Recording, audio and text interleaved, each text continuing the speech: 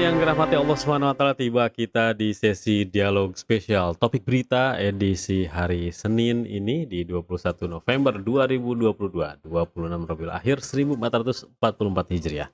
Kita sudah terhubung dengan narasumber kita, Bang Nuim Hayat di ujung telepon. Halo, Assalamualaikum warahmatullahi wabarakatuh, Bang Nuim. Waalaikumsalam warahmatullahi wabarakatuh. Apa kabar Bung Angga? Alhamdulillah bi khair. Sehat Bang Nuim ya?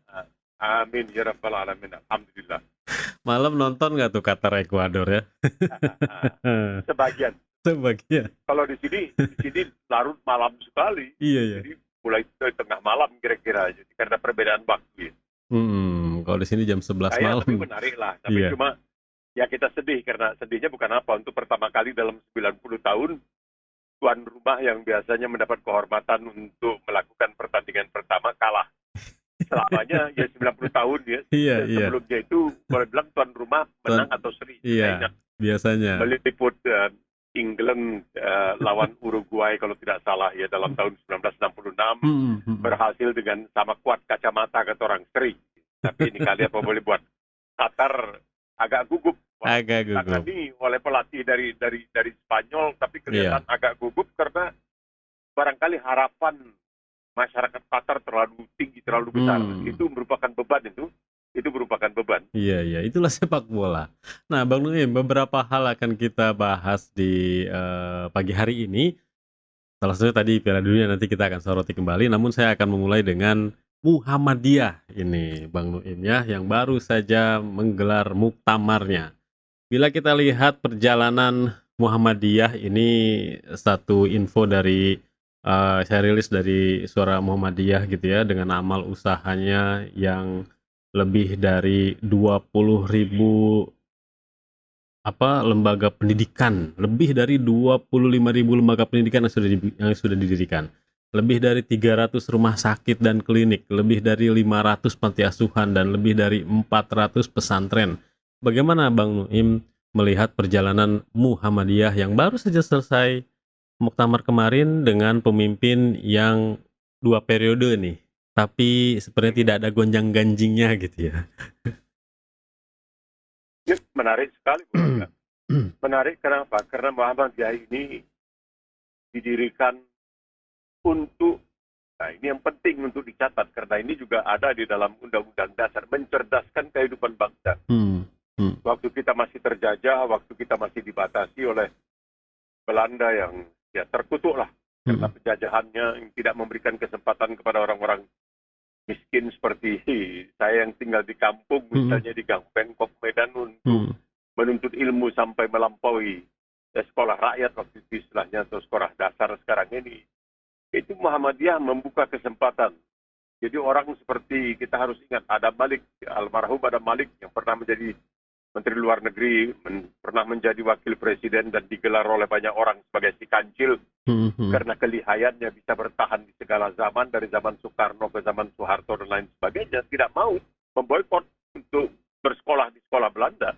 Jadi dia otodidak, dia boleh dikatakan memberikan pelajaran kepada dirinya sendiri dan sebagainya, dan bahkan bisa menjadi Wakil Presiden Republik Indonesia, bisa menjadi Menteri Luar Negeri yang dianggap sangat berjasa dalam memulihkan kembali hubungan luar negeri Indonesia yang sempat terganggu ketika Bung Karno mencanangkan konfrontasi terhadap Malaysia. Jadi apa yang dilakukan oleh Muhammadiyah adalah sesuatu yang sangat-sangat penting di dalam Islam. Karena seperti dikatakan Rasulullah SAW, kalau kamu mengajari, mendidik seorang laki-laki, kamu mendidik satu pribadi, satu orang.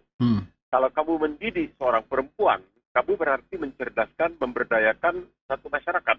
Jadi Muhammadiyah itu terbuka untuk semuanya, memberikan pendidikan. Jadi betul-betul menuruti apa yang dipetuahkan oleh junjungan kita Nabi Muhammad SAW, bahwa pendidikan itu mutlak penting bagi semua Muslim, bukan hanya laki-laki tapi juga perempuan. Nah ini yang barangkali tidak begitu diingat ya, atau ditonjolkan. Ada macam-macam peristiwa lain yang ditonjol-tonjolkan karena kehebatannya, tapi Muhammadiyah mungkin tidak begitu ditonjol-tonjolkan karena khawatir nanti kalau menonjolkan Muhammadiyah berarti menonjolkan Islam. Mhm. Mungkin itu, saya tidak yakin, tapi kelihatannya seakan-akan begitu. Kalau kita menonjolkan Muhammadiyah, seakan-akan kita menonjolkan peranan Islam di Indonesia, terutama di zaman penjajahan. Iya, iya. Ini yang seakan-akan sekarang ini ingin agar kita dibuat lupa lah. Jangan sampai ada yang teringat bahwa banyak dalam perjuangan bangsa Indonesia, terutama untuk merebut kemerdekaan dari Belanda itu, adalah didorong oleh para, ya kalau kita lihat 10 November misalnya, itu didorong oleh para alim ulama, dan kemudian memang kita lihat jenderal-jenderal kita seperti Diponegoro, seperti Sudirman, dan lain sebagainya. Jadi, alhamdulillah bahwa Muhammadiyah sekarang ini bisa kelihatan. Orang tidak banyak bicara, tapi kemudian ada seorang misalnya kolumnis yang terkenal, Dahlan Iskan sendiri, mengatakan, wah ini luar biasa di Muhammadiyah. Tidak ada macam-macam, dan ini padahal tidak ada janji-janji apa-apa. Tidak ada dijanjikan kepada pengurusnya. Jadi seperti dikatakan oleh Bosworth Smith, seorang cendekiawan Inggris mengenai Rasulullah. Ini bagaimana orang ini nggak punya bala tentara, nggak punya markas besar, nggak punya pengawal pribadi, pas pampres gitu, tidak punya gaji tetap, kok bisa mengubah dunia begitu kira-kira. Jadi inilah barangkali yang perlu diperhatikan oleh orang-orang yang punya minat terhadap kejujuran, terutama dalam perjuangan bangsa Indonesia. Ada satu kata yang selalu digunakan oleh Muhammadiyah dalam setiap gerakannya, yaitu kata berkemajuan. Ini seperti kata-kata visioner gitu ya Bang Nuimnya, kalau kita lihat ingin menunjukkan sepertinya semua gerakan Muhammadiyah itu ada masa depan. Dengan istilah berkemajuan saja itu ingin membedakan dengan ormas-ormas lain, tapi spiritnya fastabiqul khairat. Bagaimana menurut Bang Nuim tuh? Iya. Jadi ini seperti yang pernah kita sebut juga dalam perbincangan kita ya beberapa minggu yang lalu, bahwa Rasulullah SAW pada umur 6 tahun sudah diberikan beban, kata sementara orang, lebih berat dari Gunung Himalaya di pundaknya. Ketika bondanya Aminah yang sudah boleh dikatakan hampir mengakhiri hidupnya, sadar bahwa hidupnya akan berakhir, memeluknya, melihat ke kedua belah mata putranya, yang mata hitam yang besar dari kedua belah mata putranya, yaitu Rasulullah SAW, umur 6 tahun di Madinah, mengatakan, ya Muhammadu kun rajula, ya Muhammad, ubahlah dunia ini. Nah itu dia, jadi berkemajuan itu, mengubah dunia itu berkemajuan. Kenapa? Rasulullah mengubah jahiliyah. Jahiliyah itu merupakan penindasan. Jahiliyah itu merupakan kedunguan. Ya? Kedunguan, kalau sekarang ini istilahnya dungu, dongo, orang Medan bilang dongo, dungu. Ya? Itu semuanya dibebankan kepada seorang Muhammad SAW, bahkan sejak dia berumur 6 tahun.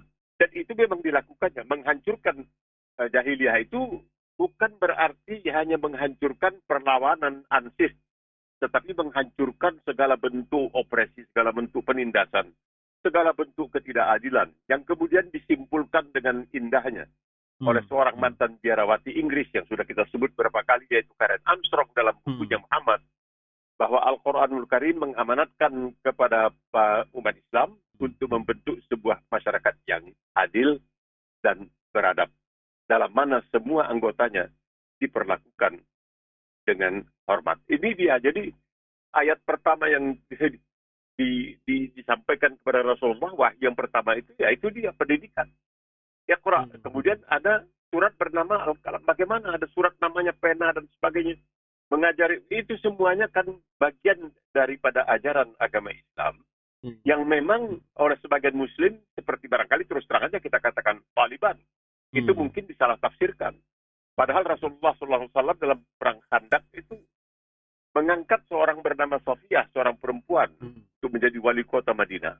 Dan itu kaum muslimah pada waktu itu bahu-membahu dengan dengan muslim untuk mempertahankan. Jadi tidak ada seperti yang dikatakan sekarang ini, Islam itu melakukan penindasan terhadap perempuan dan lain sebagainya. Yaitu salah tafsir saja.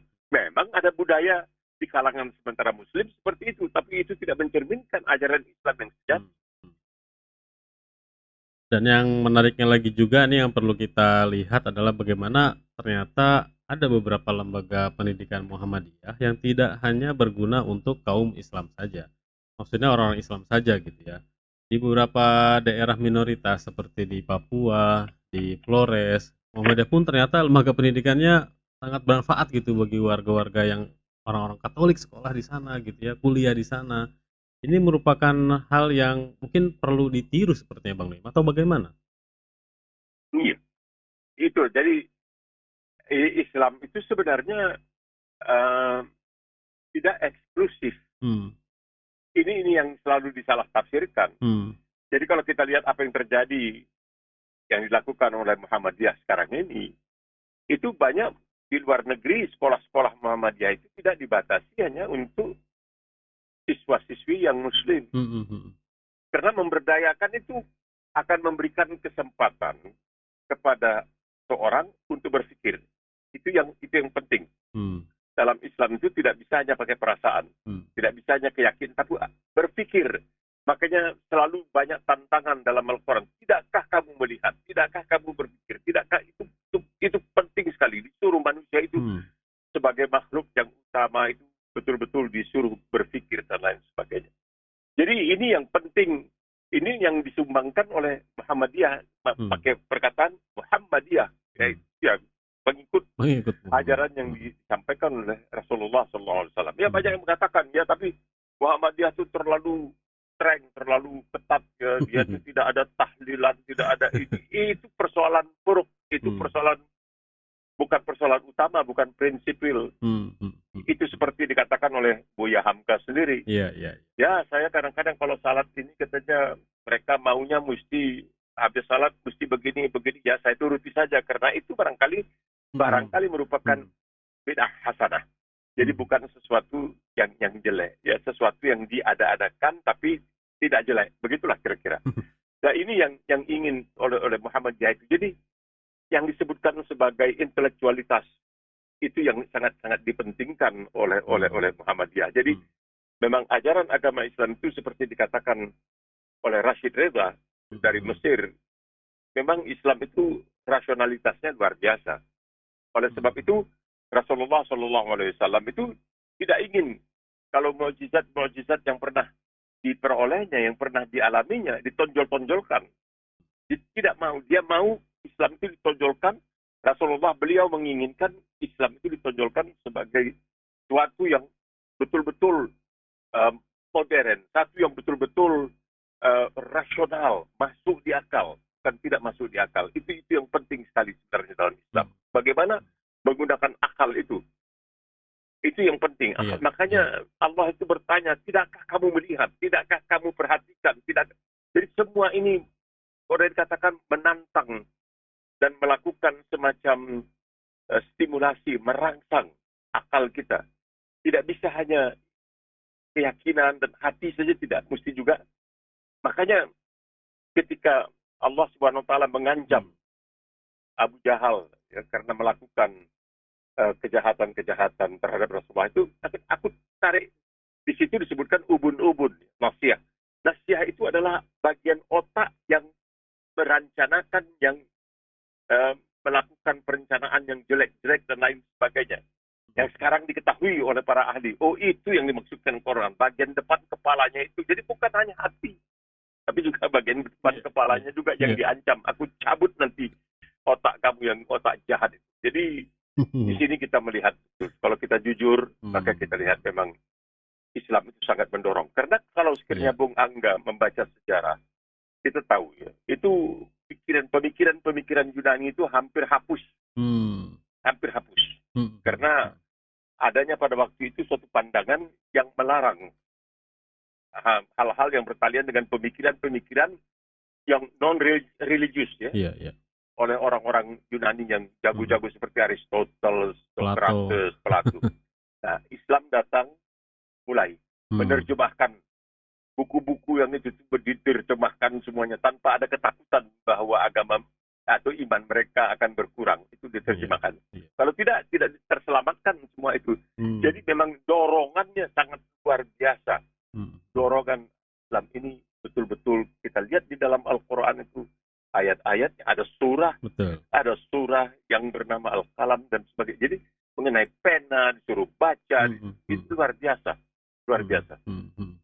Tadi Bang Noim menyebut sosok Buya Hamka ya, bicara Muhammadiyah tidak lepas dari sosok Buya Hamka ya.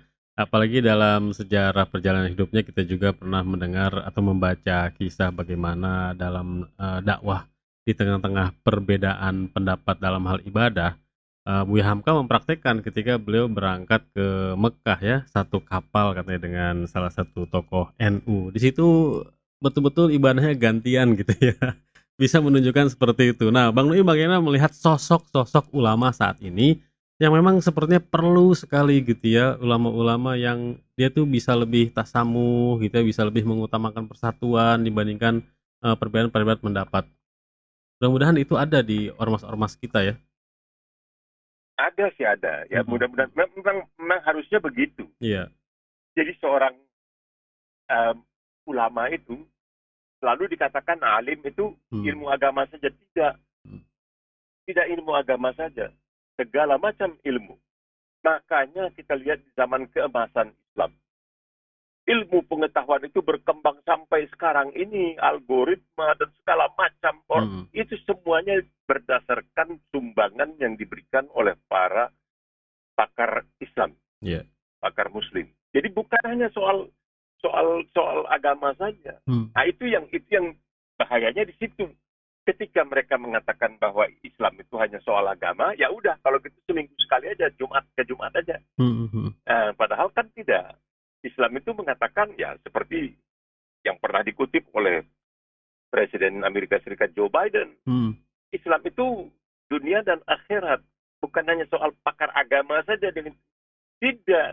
Tapi untuk kehidupan, Joe Biden mengatakan mengutip hadis Rasulullah SAW, ketika kamu melihat kemungkaran, maka kamu cegah dengan tangan, kalau tidak bisa dengan lidah, kalau tidak bisa dalam hati.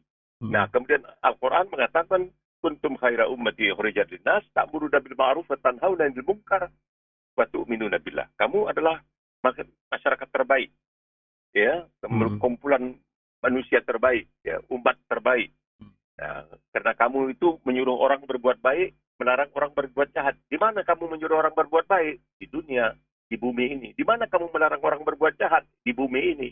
Baru yang ketiga, Mhm. fatu'minuna billah, dan kamu beriman kepada Allah. Yang ketiga. Jadi, ta'muruna bil ma'ruf wa tanhauna 'anil munkar wa tu'minuna billah. Ini Mhm. dipikirkanlah, dipikirkan dalam-dalam. Kenapa sampai begitu Al-Quran itu mengatakan kuntum khaira ummati ukhrijat linnas. Iya. Nah, itu kan seperti dikatakan oleh banyak orang, perkataan umat itu datangnya dari perkataan ummi, ibu, Mhm mhm ibu, mhm. ibu dari segala macam itu. Jadi luar biasa kalau kita lihat ajaran agama ini yang menyuruh orang itu menuntut ilmu itu. Ibnu Battuta melakukan perjalanan bertahun-tahun itu bisa sampai ke Tiongkok. Iya. Dalam perjalanan pulang dia singgah Sriwijaya. Mhm. Nah, ini semua menunjukkan betapa pentingnya ilmu pengetahuan untuk kehidupan di bumi. Mhm mhm. Jadi jangan dikatakan bahwa Islam itu hanya untuk di masjid. Itu salah. Mhm. Karena mesti diketahui, kalau kita baca sejarah, maka kita ketahui bahwa di zaman Khalifah Utsman bin Affan radhiyallahu anhu, itu Tiongkok meminta bantuan dari Khalifah Utsman untuk mengirimkan tenaga-tenaga untuk memberikan kepada mereka latihan kemiliteran, latihan Mhm. administrasi negara, dan lain sebagainya. Ya mungkin banyak yang akan kaget lah, kok ya itulah, bacalah sejarah. Bacalah sejarah. Kalau kita tidak baca sejarahnya, kita tidak tahu kenapa Tiongkok yang begitu terkenal karena menciptakan kompas, menciptakan mesiu, menciptakan kertas, ya, Mhm. kok malahan minta bantuan dari Utsman bin Affan. Mhm mhm. Nah, mereka ini kemudian dibujuk supaya mau menikahi perempuan-perempuan Tionghoa. Jangan pulang kembali ke Madinah. Membantu Tionghoa mengembangkan administrasi negara dan lain sebagainya. Ini urusan dunia. Kok kemudian dikatakan, jangan dibawa-bawa agama ke dalam urusan dunia. Ya, Iya. gimana kalau nggak dibawa-bawa agama? Karena Mhm agama mhm. Islam itu urusannya dunia akhirat. Rabbana atina fid dunia. Baru yang pertama. Rabbana atina fid dunya hasanah. Ya Allah, berikan kesejahteraan pada kami di bumi. Baru hasanah di akhirat. Baik. Tapi yang kedua, jadi tidak bisa dibilang, jangan dicampur adukan dong agama dengan tidak. Agama itu Iya. menyuruh orang berbuat baik. Ta'muruna bil ma'ruf wa tanhauna 'anil munkar wa tu'minuna billah. Itu yang ketiga, baru beriman kepada Allah. Ya ini Quran. Kalau mau salah ya udah dilarang aja Quran. sekarang. Hmm. Tapi kenyataannya memang itulah di ajaran Islam itu penting sekali. Iya. Penting sekali untuk mengetahui ilmu pengetahuan. Kan ada ulama yang diundang itu zaman dahulu itu. Dia bilang, nggak bisa, kenapa ini saya punya 400 buku ini, bagaimana saya mesti bawa ini? Nah, itulah dia. Dan buku itu tidak semuanya mengenai fikih, mengenai akhirat saja, Iya. tapi ada dunianya juga. Baik. Luar biasa mengingatkan kita juga gitu akan pentingnya ilmu. Nah, Bang Noim, kita akan ke isu selanjutnya ini mengenai Piala Dunia Qatar 2022. Ini ketika Piala Dunia di malam hari tadi pembukaan sudah di-fluid gitu ya, sudah ditiup, ada hal yang sangat berbeda dengan pembukaan-pembukaan Piala Dunia lainnya. Seorang Granny Muftah nih bersama aktor legend lah Morgan Freeman ya, itu memulai acara pembukaan, bahkan ada dialog di situ, lalu ada ayat-ayat Al-Qur'an yang keluar di situ, Al-Hujurat ayat 13 gitu.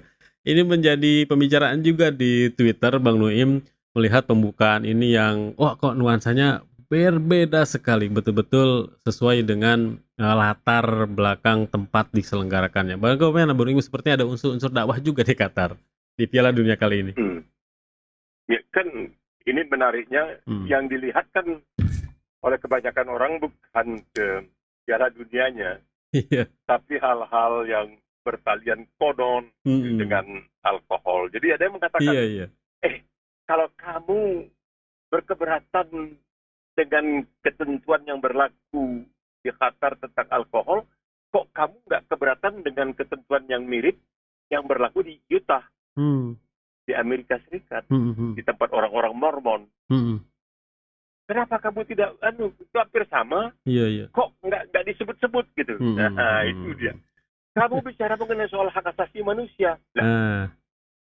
Siapa sih yang paling banyak melakukan pelanggaran terhadap hak asasi manusia, melakukan pencaplokan terhadap wilayah orang-orang Muslim dan non-Muslimnya dalam hal ini tentunya wilayah orang Muslim dan Kristen, yaitu di Palestina. Siapa? Siapa yang melakukan pencaplokan? Kok diam kok? Bahasa Jawanya barangkali kok menang-menang baik. Nah, ini dalam Islam kan munafik. Al-munafiqun itu orang-orang munafik, itu tempatnya itu paling jelek lah, paling rendah. Jadi begini, mereka mengatakan, wah itu pembangunan stadion, 8 stadion di Qatar menyebabkan sekian orang meninggal. Korban jiwa. Wah, korbannya. 30 yang langsung bertalian ya. Yang langsung bertalian dengan itu ada 37 orang yang meninggal. Langsung bertalian dengan pembangunan ke-8 stadion. Oke. Baik. Nah, di Amerika itu ada satu pembangunan namanya Bendungan Hoover. Bendungan Hoover. Saya pernah lihat itu, memang besar Bendungan Hoover di bagian barat Amerika.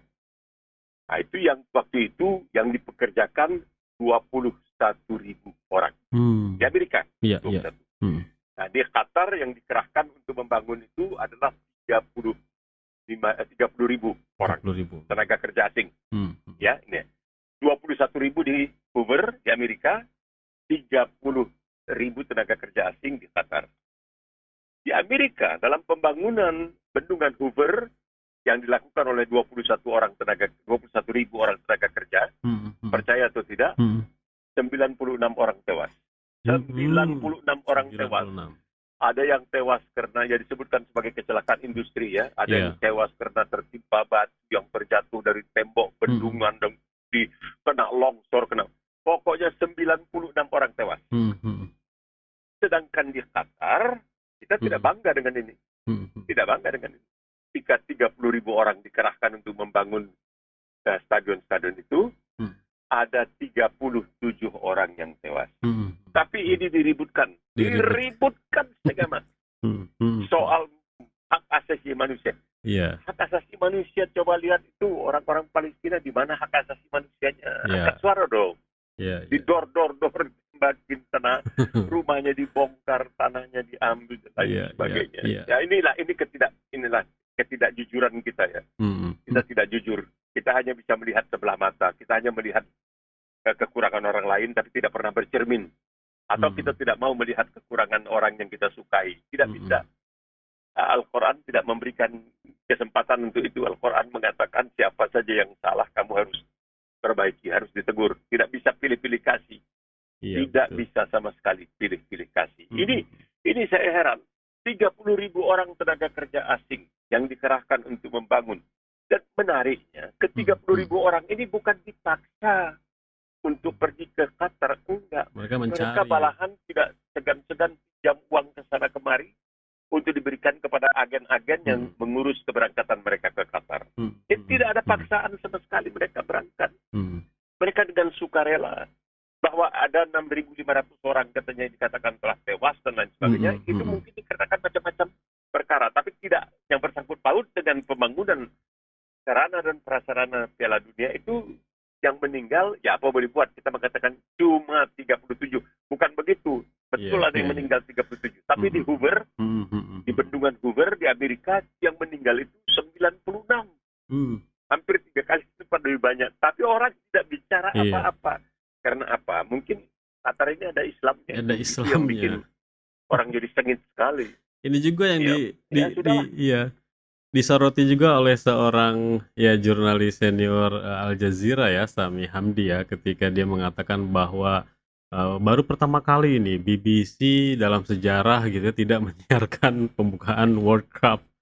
Ketika dia mungkin tutup mata ketika Piala Dunia di Rusia, terus tentang Olimpiade di Beijing, dia tetap support gitu ya, walaupun kalau ingin dibandingkan ya Rusia dan Tiongkok itu kan permasalahan human right-nya mungkin lebih daripada Qatar gitu ya. Ini sikap-sikap Barat ini sepertinya. Tapi mereka bukan Muslim kan? Iya, mereka bukan Muslim, itu masalahnya. Itu dia. Dan ketika mereka menindas umat Islam juga nggak apa-apa lah. Ya, di mana nggak apa-apa lah. Orang yang korbannya cuma umat Islam sih kok repot. Nah, begitu kira-kira. Jadi itu satu kenyataan.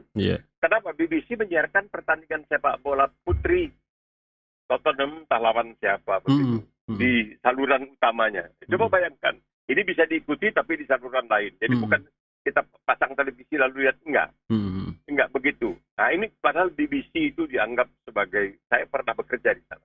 Itu kita selalu dulu ditekankan juga, menyiarkan without fear of favor, tanpa rasa takut, tanpa pilih kasih. Nah, tapi sekali ini apa boleh buat? Mereka terpaksa nampaknya. Terpaksa. Nah, kalau di Beijing, di Rusia nggak apa-apa, nggak jadi soal. Tapi karena mereka bukan Muslim. Lagi-lagi juga kebetulan karena Tiongkok itu melakukan penindasan terhadap umat Islam Uighur yang dikatakan oleh Perserikatan Bangsa-Bangsa, bukan kita yang mengatakan, bukan Rasil, bukan Hayat yang mengatakan, tapi Perserikatan Bangsa-Bangsa. Itu tidak apa-apa karena mereka bukan Muslim. Nah, jadi segala yang dilakukan oleh non-Muslim itu seakan-akan bisa dicari pembenarannya. Segala yang dilakukan oleh Muslim bisa dicari kesalahannya. Begitu pandangan mereka. Kenapa sih Bang Nim hypocrisy itu ya, ini kan di dunia olahraga gitu ya, mereka juga kan mendengung-dengungkan olahraga itu tidak ada unsur politik dan lain-lain, tapi prakteknya masih ada aja. Jadi dicari-cari, karena kalau menurut Muhammad Assad, ini Assad ini ahli tafsir ya, dia asalnya dari Austria, dia seorang Yahudi, kemudian jadi Muslim, dan dia buat tafsir Muhammad Assad ini. Tebalnya, Saudara Angga, tafsirnya ini dengan catatan kakinya. Hampir 1.000 halaman. Bagus sekali, bagus sekali. Wah, penjelasan bagus sekali. Dia mengatakan, tidak bisa dimaafkan, terutama oleh Eropa, bahwa mereka pernah ditaklukkan oleh Muslim. Dalam hal ini, Salahuddin Al-Ayyubi, radhiyallahu anhu. Ya, ini mereka tidak akan bisa lupakan itu. Padahal mereka banyak belajar. Mereka belajar mandi. Mereka belajar pakai ether, pakai minyak wangi, parfum. Banyak yang bilang parfum itu enggak. Mereka belajar makanan-makanan yang segar dengan berbagai bumbu. Sehingga makanan itu tidak basi. Sedangkan mereka biasanya itu makan daging yang udah basi dan sebagainya. Mereka disuruh mandi, perempuan-perempuannya pakai celak dan lain sebagainya supaya kelihatan cantik. Karena mereka melihat perempuan muslimah di sana begitu banyak mereka Iya, belajar. iya. Mereka belajar bahwa mereka kemudian waktu pulang ke Eropa itu bawa macam-macam misalnya hiasan-hiasan Betul. dari Yerusalem, dari Al-Quds, tanpa mereka sadari bahwa hiasan-hiasan itu banyak yang bertulisan Allah, Iya. Muhammad Rasulullah, Allah, la ilaha illallah, Muhammad Rasulullah. Itu ada, mereka tidak tahu, dan dipasang malahan di tempat-tempat ibadah mereka. Iya. Nah, ini yang sakitnya bagi mereka itulah. Tidak ada agama lain yang mampu untuk berdiri berhadapan dengan mereka dan kelihatan mampu bertahan dan bahkan mampu menang, terutama dalam pertempuran di Atin ya. Ketika itu mereka mengatakan kita tidak bisa kalah. Kenapa? Karena mereka sudah menemukan salib sejati, yaitu salib yang katanya digunakan untuk menyalib Yesus Kristus. Itu dibawa. Jadi ada seorang penunggang kuda, seorang bishop, seorang petinggi gereja membawa itu. Tapi kemudian mereka dikalahkan dengan telak oleh Salahuddin Al-Ayyubi. Dan kabarnya oleh Salahuddin kemudian salib tersebut disingkirkan lah begitu. Artinya supaya tidak ada penyembahan terhadap sesuatu selain Allah, selain Tuhan. Jadi mereka tidak bisa menerima ini. Kok bisa dikalahkan oleh orang seperti Salahuddin Al-Ayyubi?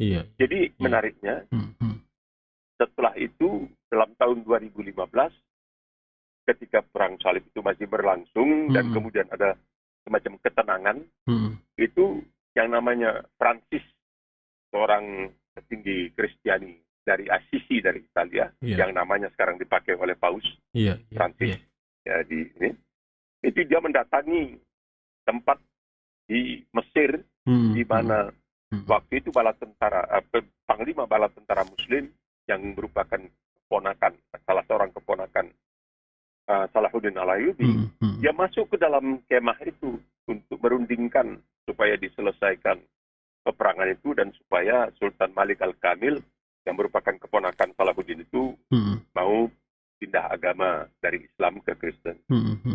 Berapa hari mereka di situ. Akhirnya mereka keluar. Nah, ini sesuatu yang sakit betul, kok mereka dibiarkan keluar. Francis ini kemudian dia dijadikan wali oleh gereja Santo Saint Francis of Assisi. Kenapa nggak dihabisi? Kenapa nggak dibunuh?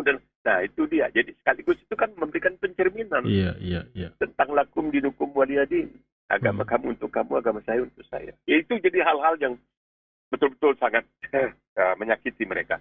Itu yang mereka tidak suka. Ya, mereka juga tentunya tidak senang kalau kita katakan universitas pertama di dunia itu didirikan di Fez, yang sekarang ini merupakan bagian dari Maroko, tahun 859 oleh seorang muslimah, Fatimah Al-Sihri. Dan di antara lulusannya orang yang kemudian jadi Paus Sylvester kedua. Yaitu kenyataan. Ya udah diterima aja, kenyataan sejarah kok. Nah itu jadi agak beratnya di situ. Beratnya. Luar biasa. Nah, Bang Naim, sebagai penutup ini ya dari dialog kita, berarti kan tadi menyinggung, kalau yang saya tangkap itu, bagaimana sebenarnya kita ini seorang muslim ini harus sadar kembali bahwa kita ini memiliki jati diri dalam keilmuan, dalam peradaban di dunia ini, tapi sepertinya jati diri kita sebagai muslim yang mulia dalam Al-Qur'an itu seperti hilang gitu ya, dengan keserakahan, dengan pertikaian, dengan apa. Nah, bagaimana mengambilkan jati diri kita sebagai muslim yang beradab, Bang Naim? Ya, Rasulullah SAW mengatakan seseorang itu tidak perlu takut dari tangan dan lidah seorang muslim. Bukan hanya dari perbuatan, tapi dari lidahnya, dari mulutnya, dari fitnahnya tidak. Karena Al-Quran itu mengatakan, walaqad karramna bani Adam, telah kami muliakan semua Bani Adam, semua keturunan Adam, jadi umat manusia secara keseluruhan. Jadi itu ada dalam Al-Quran. Nah itu juga dikatakan dalam surat Al-Mumtahanah, surat ke-60 ayat ke-7. Asallahu an yaj'ala bainakum wa bainal ladzina 'adaitum mawaddah. Semoga Allah menciptakan mawaddah antara kamu yang muslim dengan mereka yang non-muslim yang pernah jadi musuh kamu. Jadi Islam itu tujuannya terus-terusan untuk perdamaian. Lakum dinukum oleh kamu, Muhammad, fadzakir innama anta mudzakir. Kamu itu hanya disuruh mengingatkan. La ikraha fiddin. Tekan-tekankan terus. Gak ada penjajahan. Lihat. Kalau kita baca sejarah, Bung Anggi, itu masuknya Jerman ke apa yang sekarang ini merupakan Namibia, Belgia di Kongo. Iya. Kekejaman mereka itu terhadap orang-orang Afrika itu luar biasa. Sangat luar biasa. Tapi itu mereka tutupi dengan apa? Dengan memfitnah umat Islam. Iya. Jadi kalau boleh saya mengatakan, Al-Quran itu memang kalau bagi orang yang berpikir, itu susah untuk dibantah bahwa itu bukan buatan manusia. Nah, begini, kasih saya waktu kira-kira 2-3 menit. Di dalam Al-Quran itu Allah Subhanahu wa Ta'ala mengatakan misalnya, ya ayuhan nas, wahai manusia, inna ja'alnakum, ini kami jadikan kamu. Iya. Kami ja'alnakum wa khalaqnakum wa min ayatihi an khalaqalakum min anfusikum azwajan taskunu ilaiha wa ja'alna bainakum mawaddatan wa rahmah. Jadi ja'alna khalaqna. Setiap yang Allah mengatakan kami jadikan, ja'alna wa khalaqna, dan kami jadikan, dan itu dua perkataan yang dipakai. Ya, oke. Tapi kenapa kemudian sampai di dalam surat Al-Hadid kok Allah Subhanahu wa Ta'ala dalam praktis 5 kata-kata mengatakan wa anzalnal hadid, dan telah kami turunkan besi. Ini bikin para ahli tafsir dahulu jadi bingung juga. Besi diturunkan timpa di kepala kita, ini bisa bahaya ini. Kenapa kok pada besi seperti air Allah mengatakan kami turunkan? Nah, itu yang jadi saya baru beberapa waktu yang lalu berjumpa dengan seorang ulama besar yang saya sangat kagumi, dan saya tanyakan, tapi karena dia hanya melihat Al-Quran itu hanya dari segi Islam saja, saya mengatakan begini, Pak, ini persoalan wa anzalnal hadid yang dulu ditafsirkan setelah kami ciptakan besi dan kami turunkan ilmu pengetahuan kepada manusia untuk memanfaatkan besi. Padahal tidak. Wa anzalnal hadid, dan kami telah menurunkan besi. Dari mana diturunkan? Kira-kira barangkali 15 tahun yang lalu, nggak sampai 15 tahun yang lalu, seorang profesor dari Universitas Bristol bernama Matthew Wildbold dari Inggris. Dia bukan Muslim. Dia menyimpulkan, dan kemudian kesimpulannya diterima oleh masyarakat pakar internasional, bahwa logam itu, besi, emas itu datangnya dari langit sana. Iya. Karena bumi kita ini terlalu dingin, sehingga besi tidak bisa tercipta di bumi. Besi itu tercipta di planet-planet di dekat matahari. Ketika mereka sudah penuh, sudah syarat dengan besi, maka ini planet ini pecah. Dan karena adanya gaya tarik bumi, maka biji besi ini turunlah ke bumi dan tertunjam ke dalam tanah. Wa anzalnal hadid, dan telah kami turunkan besi. Nah, itu di Al-Quran. Jadi dengan ini aja kita udah bilang, waduh, jelaslah. Kalau ini sekitar 1.500 tahun diturunkan, nggak mungkin lah Rasulullah tahu bahwa besi itu, emas itu datangnya dari atas sana. Ya.